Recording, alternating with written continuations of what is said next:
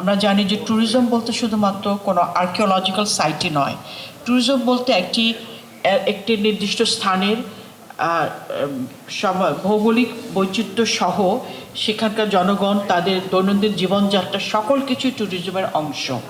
আমরা সকলেই খাবার খাই, সকলেই দিন যাপন করি, কিন্তু এক এক এলাকার স্টাইলটা ডিফারেন্ট। খাবারের উপাদান, জীবনাচার সবই ডিফারেন্ট। সিনেমায় যদি এই জিনিসগুলো চলে আসে তাহলে কোনো একটা দেশ না দেখেও ওই দেশের সিনেমা দেখেও কিন্তু আমরা বুঝতে পারি যে ওখানকার বিষয়টা কীরকম। তো এই কথাটা মাথায় রেখেই যেহেতু একটি অনেক বড় একটা প্ল্যাটফর্মে আমরা সুযোগ পেয়েছি, আমরা জানতে পেরেছি এখানে প্রায় 90টির বেশি দেশের প্রায় 250টি চলচ্চিত্র পরিবেশিত হবে, দেখানো হবে এবং সংশ্লিষ্ট কলাকুশলীরা আসবেন। তো এইটা মনে হলো যে এটা অনেক বড় একটি আমাদের জন্য সুযোগ সৃষ্টি হয়েছে। ট্যুরিজম বোর্ডকে প্রচার করবার জন্য বা ট্যুরিজম বোর্ডের কাজ হচ্ছে বাংলাদেশের ট্যুরিজমকে প্রমোট করা।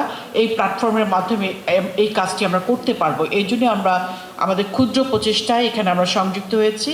আর যেটা আমাদের ফেস্টিভ্যাল ডিরেক্টর বললেন যে কক্সবাজার ওপেন এয়ারে একটা এক্সিবিশনের যে বিষয়টি, এটা আসলে আমাদের এখানে সুযোগ আছে। আমি যখন কান ফিল্ম ফেস্টিভ্যাল এটা দেখলাম তখন মনে হচ্ছে এটা আমাদেরও তো একটা সুযোগ আছে, এটা আমরাও তো করতে পারি। এবং আমাদেরকে এক্ষেত্রে কক্সবাজার জেলা প্রশাসন তারা এখন অনেক ব্যস্ত, প্রত্যেকটা জেলা প্রশাসনই এখন অনেক ব্যস্ত, ইলেকশনের কাজে তারা অত্যন্ত ব্যস্ত, কিন্তু তারপরেও তারা নিজ দায়িত্ব নিয়ে অনেক বেশি এক্সট্রা লেন্থে গিয়ে আমাদের এই সুযোগটি করে দিয়েছে। এই জন্য তাদের প্রতি আমি কৃতজ্ঞতা জানাচ্ছি। আমি এই আয়োজকদেরকে কৃতজ্ঞতা জানাচ্ছি আমাদেরকে তাদের বিশাল জার্নিতে একটুখানি পার্টিসিপেট করবার সুযোগ করে দেওয়ার জন্য। অনুষ্ঠানটা অনেক সুন্দর হবে এবং পরবর্তীতে এটাকে বেস করে পরবর্তী অনুষ্ঠান আরও সুন্দর হবে, আরও নতুন নতুন ভেন্যু আসবে, আমি এই আশাবাদ ব্যক্ত করছি। সবাই